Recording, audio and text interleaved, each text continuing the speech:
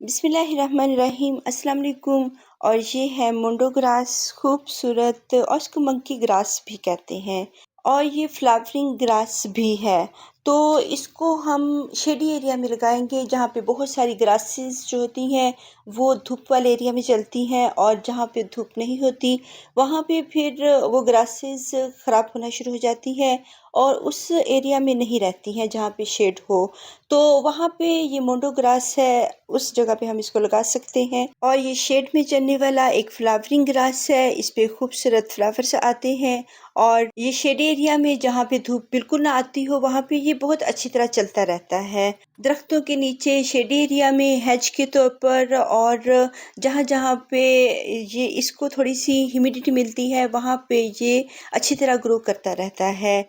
और इसकी प्रूनिंग करना भी बहुत ज़रूरी होता है। और अगर ये बहुत ज़्यादा बिग हो जाता है तो एक शॉवर की तरह ये बढ़ने वाला प्लांट है। और इसकी बहुत सारी स्पीशीज़ हैं, इसमें ब्लैक मोनोग्रास भी है, इसमें और भी कलर्स जो फ्लावर्स चेंज होते हैं जिनके कलर्स वहाँ पे इसके जो ग्रास के नेम्स भी चेंज हो जाते हैं। और मोनोग्रास में मैंने 4 स्पीशीज़ देखी हैं और भी हो सकती हैं। तो ये खूबसूरत ग्रास, इसके ब्रॉड लीव्स होते हैं, थोड़े से चौड़ाई में होते हैं। और इसमें जो है ड्वार्फ मोंडोग्रास भी होती है और लॉन्ग मोंडोग्रास भी होती है। और ये खूबसूरत ग्रासेस होती हैं, इनको हम शेडी एरिया में लगाते हैं जहाँ पे बहुत धूप ना हो। और ये हल्की सी लाइट में चलने वाले और फ्लावरिंग वाले प्लांट्स हैं। तो एक पॉट, और इसकी मैंने काफ़ी जगह पे प्रोपगेशन की हुई है। तो ये पॉट या तो जो है कैट्स ने तोड़ दिया है या फिर ये खुद ही टूटा है। तो पुराने पॉट्स जो होते हैं वो भी टूट जाते हैं और कैट्स भी इनको गिराती रहती हैं। तो इससे भी जो बहुत सारे पॉट्स होते हैं वो डैमेज हो जाते हैं। तो इसलिए इसको प्रॉपर फिर वाटरिंग नहीं होती है, तो वो जो प्लांट होता है वो थोड़ा सा ख़राब भी हो जाता है। तो इसकी जो वजह होती है, जो इसके लीव्स ब्राउन और थोड़े से क्रिस्पी हो जाते हैं, तो इसमें पानी की कमी भी हो सकती है, ओवर वाटरिंग भी हो सकती है। और ये मेरी बहुत सारी बॉटल्स में ये लगा हुआ प्लांट है, तो इसको आज हम ट्रिम करेंगे। और भी जो पॉट टूट गया है उसकी भी हम रिपोर्टिंग करेंगे। और इसको हम डिवाइड करके इनकी रूट से बहुत ज़्यादा कर सकते हैं। इतनी जितने इसके अंदर प्लांट्स हैं उतने ही हम इनको रूट से ग्रो कर सकते हैं, रूट से डिवाइड करके। तो इसको इसके सीड्स भी होते होंगे, और ये सीड्स से यकीनन जो ग्रासेस होती हैं सीड से हम इनको ग्रो कर सकते हैं। और ये जब इनके फ्लावर्स आते हैं और जब इनके सीड्स बनते हैं तो ये हेयर एंड देयर अपने जो सीड्स होते हैं स्प्रिंकल करते हैं और सेल्फ प्रोपगेशन करते हैं। तो इससे फिर वो जो ग्रास होता है वो फैलता जाता है। और ना सिर्फ ये सीड से अपनी प्रोपगेशन करते हैं बल्कि रूट से भी करते हैं। और अब ये टूटा हुआ पॉट था तो इसका जो नीचे वाला एरिया है वो ड्राई है और सिर्फ इसका पानी है वो ऊपर ही इसको मिला है, जिसकी वजह से ये प्लांट्स ख़राब हो जाते हैं और प्रॉपर इनको वाटरिंग ना होने से ये ख़राब हो जाते हैं। लेकिन ये ड्रोट टॉलरेंट प्लांट है और ड्रोट टॉलरेंट ग्रास है और इसके ट्यूपर्स बनते हैं। और अगर ये ट्यूपर्स में इनके जो नीचे उसमें स्टोर होता है इनका खाना, और फिर इनको बहुत ज़्यादा वाटरिंग की ज़रूरत नहीं होती है। और इसके जो लीव्स ब्राउन होते हैं इसमें ये है कि इसकी जड़ों को प्रॉपर पानी काफ़ी अरसे तक नहीं मिला है। और अगर इसको हम बहुत ज़्यादा वाटरिंग कर देते हैं तब भी इसके जो बल्ब्स होते हैं, नीचे ट्यूबर्स होते हैं, वो गल जाते हैं और फिर ये प्लांट, इसके जो लीव्स होते हैं ब्राउन होना शुरू हो जाते हैं। तो इसको हमने ओवर वाटरिंग बिल्कुल नहीं करनी। ये ड्रॉट टॉलरेंट प्लांट है, ह्यूमिडिटी को लाइक करता है, जैसे वो एरिया हो जहाँ पे मॉइस्चर हो इसकी हवाओं में, और उस एरिया को पसंद करता है। इसकी जड़ों में इसको पानी पसंद नहीं है। और बहुत सारे प्लांट्स होते हैं जिनको सिर्फ हवा में नमी पसंद होती है, और हम उनको जड़ों में पानी देना शुरू कर देते हैं तो फिर वो ख़राब हो जाते हैं और वो हमारे पास नहीं रहते हैं। तो हमें ये ज़रूर देख लेना चाहिए कि कौन से प्लांट्स हैं जिनको रूट्स में वाटरिंग पसंद है और वो रूट्स में पानी को लाइक करते हैं, और कौन से प्लांट्स हैं जो कि सिर्फ हवा में नमी को पसंद करते हैं, और एक शेडी एरिया पसंद करते हैं, नमी वाला एरिया। और जैसे हमारे कराची का एरिया है, तो उसमें ये बहुत अच्छे तरीके से इंडोर प्लांट के तौर पे चलता रहेगा।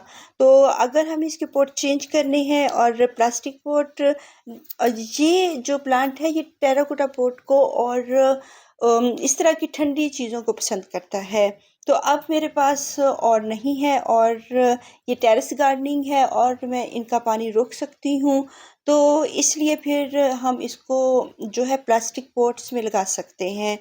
तो जितना भी वेस्ट होगा, जो लीव्स दूसरे प्लांट्स के गिरे हुए होंगे, या हमारी वाइन्स होती हैं, बेल्स होती हैं, बेलें होती हैं, उनमें से बहुत सारे लीव्स ड्रॉप होते हैं, और फिर वो हमारे गार्डन में हम उनको कलेक्ट कर लेते हैं।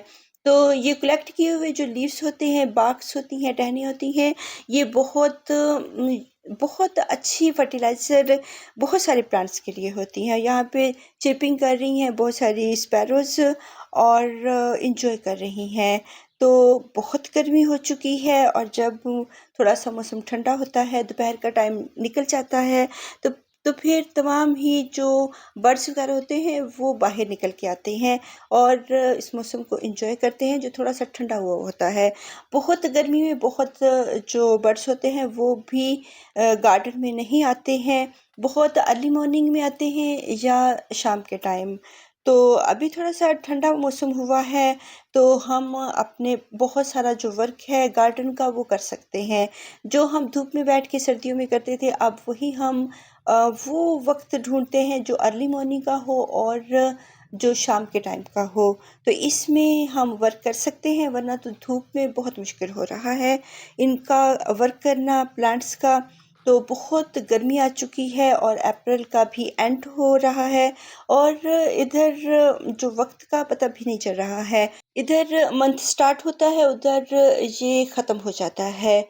तो अभी ये अप्रैल का मंथ शुरू हुआ था, और अभी ये अपने इख्तिताम पर पहुंच रहा है। तो बहुत गर्मी है, अभी बारिशें भी नहीं हुई। आर्टिफिशियल जो रेन्स हैं और मसनूई बारिशें वो बरसाई जा रही हैं, वो तो केमिकल्स हैं, वो हमारे प्लांट्स के लिए भी नुकसानदेह, हमारे लिए भी नुकसानदेह हैं। तो आर्टिफिशियल जो रेन्स होती हैं वो नहीं करनी चाहिए। वो अल्लाह ताला को पता है कि उन्होंने कब बारिश बरसानी है और कब नहीं। तो ये बहुत इनके ड्रॉप्स पड़े होते हैं मेरे प्लांट्स के ऊपर, तो फिर मैं इनको शॉवर से धोती हूँ और अपने प्लांट्स को साफ़ करती हूँ जब भी आर्टिफिशियल रेन्स होती हैं लाहौर में।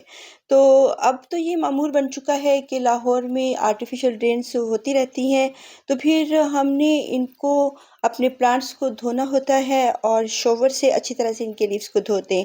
और ये जो ब्राउन लीव्स हुए हैं ये ओवर वाटरिंग से हुए हैं, क्योंकि जो ओवर वाटरिंग इसको बिल्कुल भी पसंद नहीं होती। और प्लास्टिक के पॉट्स में जब हम दूसरे प्लांट्स को वाटरिंग कर रहे होते हैं, तो इनमें ऑटोमेटिकली ही पानी चला जाता है। तो उस एरिया में रखें जहाँ पे हम वो प्लांट्स रखे हों जिनको हम रोज़ाना वाटरिंग नहीं करते हैं।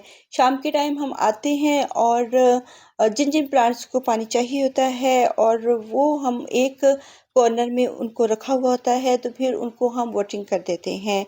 अब ये प्लास्टिक के पॉट्स थे, इनमें पानी ड्राई नहीं हुआ, तो फिर ये ग्रास जो है ये ब्राउन होना शुरू हो गई है। ओवर वाटरिंग इसको बिल्कुल भी पसंद नहीं है, और इसको जो है बहुत ज़्यादा पानी जो इसके राइज़ोम्स बनते हैं, नीचे ट्यूबर्स होते हैं, वो कलेक्ट करके रखते हैं, तो फिर इसको ज़रूरत नहीं है। काफ़ी 1 मंथ तक हम इनको वाटरिंग नहीं कर सकते हैं, और अगर हम इसको वाटरिंग रोज़ाना के बेस पे कर रहे हैं, तो वो फिर ग्रास बढ़ने की बजाय डाउन जाना शुरू हो जाती है, और इसको एक खुले ब्रॉड पॉट की ज़रूरत होती है। और तंग जो बोतलें होती हैं और तंग पॉट्स होते हैं वो ये लाइक नहीं करती है। इसको अगर हम खुले पॉट दें और ज़मीन में लगाएं, तो फिर ये अच्छी तरह बढ़ती रहती है, और उस एरिया को हम ठंडा ठंडा, थोड़ा कूल एरिया हो और इसमें ह्यूमिडिटी बनी हो, आसपास इसके बहुत ज़्यादा प्लांट्स हों, और वहाँ पे इसको बार-बार ड्राई ना होना पड़े। और जो ये लीव्स ब्राउन होते हैं, अगर इस पे धूप पड़ रही है, हार्श धूप है, तब भी इसके लीव्स बहुत ज़्यादा ब्राउन हो जाते हैं। तो हमने इसको डायरेक्ट धूप से बचाना है, ये धूप का प्लांट बिल्कुल भी नहीं है। जितना भी वेस्ट होगा या इसके हम जितने भी लीव्स को कट करेंगे, ऊपर से प्रून करेंगे, तो फिर वो हम इसके अंदर ही यूज़ कर लेंगे। और अगर ये सॉइल वक्त के साथ साथ हार्ड हो जाती है और 2 साल से तकरीबन होगा इसमें ये मेरा प्लांट, तो फिर इससे सॉइल हार्ड हो जाती है। अगर 2-3 ईयर्स वो सॉइल एक पॉट में रहती है, उसमें न्यूट्रिएंट्स की कमी भी हो जाती है और वो सॉइल हार्ड भी होना शुरू हो जाती है। तो अगर हम इसमें लीव्स डालेंगे पुराने और इसको थोड़ी सी खाद देंगे, तो फिर ये बहुत अच्छे तरीके से सॉफ्ट रहेगी सॉइल और 1-2 साल 1 और 2 ईयर्स ये इजीली इसमें प्लांट हमारा रह सकता है। तो इसको हम अगर बहुत ज़्यादा बिग पॉट देते हैं तो इसमें ये हेल्दी रहती है। जैसा कि मैंने आपको वो पहले जो मोडोग्रास दिखाई है जो वीडियो के स्टार्ट में, तो उसको वो अच्छी हेल्दी मोडोग्रास है क्योंकि उसको ह्यूमिडिटी भी मिल रही है और स्पेस भी काफ़ी ज़्यादा उसको बिग पॉट में मैंने लगाया हुआ है। और ये ठंडा पॉट टेराकोटा पॉट है जिसको ये लाइक करती है। अब जो है टेरेस गार्डनिंग की वजह से और इसका हमने पानी अगर कंट्रोल कर सकते हैं तो आप इसको प्लास्टिक पॉट में ज़रूर लगाएं। अगर इसका पानी कंट्रोल नहीं कर सकते तो फिर प्लास्टिक पॉट ये लाइक नहीं करेगी क्योंकि ये ग्रास जो है जड़ों में पानी पसंद नहीं करती है। इसको अपने इर्द गिर्द का जो एरिया है ह्यूमिडिटी वाला और नमी वाला एरिया पसंद है, लेकिन जड़ों में पानी ये बिल्कुल भी लाइक नहीं करती है। तो इसको अच्छी सी सॉइल बनाकर दें जो कि थोड़ी सी सैंडी सॉइल हो और गार्डन सॉइल हो और इसमें तमाम ही लीव्स शामिल करें और अगर थोड़ी बहुत उसमें जो है गोबर की खाद या किचन वेस्ट या वर्मी कंपोस्ट कोई भी थोड़ी थोड़ी सी 2-3 खादें इसके अंदर ऐड करें। और सैंडी सॉइल होनी चाहिए जो कि सैंड्स होती हैं और ग्रेवल्स पेबल्स होते हैं, ये पानी को सॉइल के अंदर और गहराई में लेकर जाते हैं और थोड़ी सी स्पेस पैदा करते हैं सॉइल में, इसको बंद नहीं होने देते। तो फिर अच्छी तरह से इनकी रूट्स को एक ही मर्तबा पानी मिल जाता है और इनकी जो रूट्स होती हैं और जो इनके ट्यूबर्स होते हैं इसको स्टोर कर लेते हैं। तो फिर हम 1 मंथ तक इसको वाटरिंग नहीं करते हैं। तो ऐसे ही इसको जो है बहुत ज़्यादा धूप वाला एरिया बिल्कुल पसंद नहीं है, वहाँ भी इसके लीव्स बर्न होना शुरू हो जाएंगे और डायरेक्ट धूप इसको बिल्कुल भी पसंद नहीं है। और फर्टिलाइज़र अगर आप लिक्विड फर्टिलाइज़र देना चाहें तो आप सर्दियों के मौसम में 1-2 माह में जो सर्दी होती है तब इसको आप लिक्विड फर्टिलाइज़र भी दे सकते हैं जो कि इसको भरने में मदद देगा। बहुत ज़्यादा फर्टिलाइज़र इसको फिर इतनी ज़रूरत नहीं होती, सिर्फ भरने के लिए थोड़ी सी फर्टिलाइज़र की ज़रूरत होती है। और अगर हम बहुत ज़्यादा इसको फर्टाइल सॉइल दे देंगे, ये एक फ्लावरिंग या फ्रूटिंग प्लांट या वेजिटेबल्स प्लांट्स नहीं है जिसकी वजह से इनको बहुत ज़्यादा फर्टिलाइज़र की ज़रूरत नहीं है। तो उससे भी ओवर फर्टिलाइजिंग से भी इनके जो लीव्स होंगे वो बर्न होंगे, ड्राई होंगे और ये ख़त्म हो जाएगा। तो आप इनकी जो है पानी को रोकें और बहुत ज़्यादा धूप इनसे रोकें, तो फिर ये सालों हमारे गार्डन में रहेगी और बढ़ती रहेगी। एक खूबसूरत ग्रास है। अल्लाह हाफ़िज़।